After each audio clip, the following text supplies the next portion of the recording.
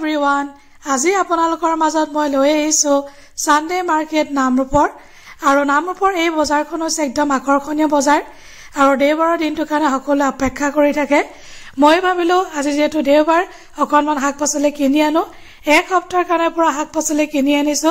চিন্তা নাই বাৰীৰ শাক-পাচলি খাই অলমোষ্ট শেষ হৈছেগে আৰু এটো কাৰণে বজাৰ কৰিব লগা হৈছে এয়া চাওক মানুহৰ ভিৰ কিমান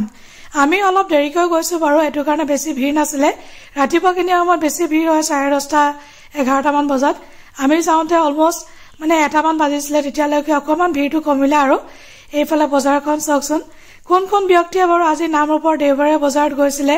কমেন্ট কৰি জনাবচোন আৰু যদি দেখিছিল লগ পাইছিল কমেন্ট এটা কৰি দিব ভিডিওটো ভাল লাগিলে এটা লাইক কৰি দিব আৰু প্লিজ মোৰ প্ৰফাইলটো ফলো কৰিব নাপাহৰিব আৰু এতিয়া মই মোৰ প্ৰিয় বজাৰখনলৈ যাম আৰু হেখন হৈছে শাক-পাচলি বজাৰ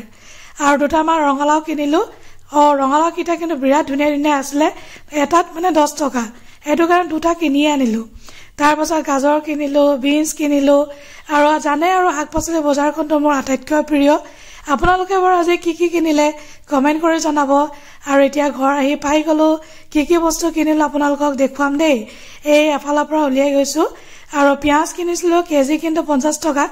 আৰু এতিয়া আহো ভিডিওটো কেনেকুৱা পালে জনাব bye bye take care everyone